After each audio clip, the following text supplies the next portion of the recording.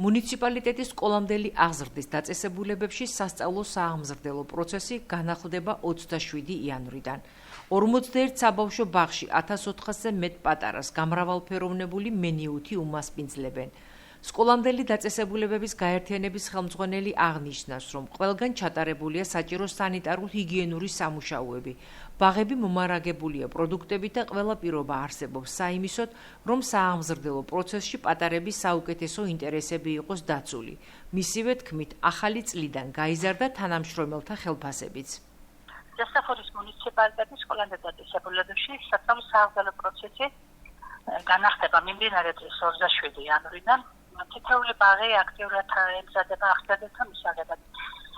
ჩვენი სპეციალისტების მიერ ხდება გათხოვის სისტემების ჩართვა გაერთიანების 21 ბაღი ხდება სადავო გათხოვით და აღსანიშნავია ისიც, რომ ამ წუთში თბილისის მესამედე სტრუქტურაში მიმდინარეობს გათხოვის სისტემების სარემონტო სამუშაოები.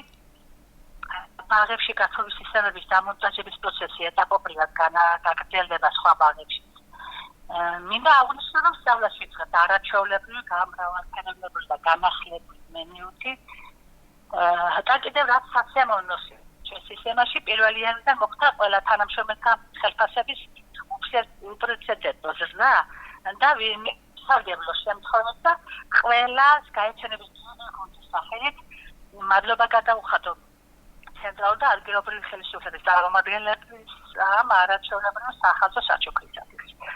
და ბოლოს მინდა მუნიციპალიტეტის ყველა პატარა მშობლებს ჩემი გაერთიანების ყველა თანამშრომელს მიულოცო დამდეგი 2025 წელი ჯანმრთელობა წარმატებები და მშვიდობიანი წელი უსურვოთ.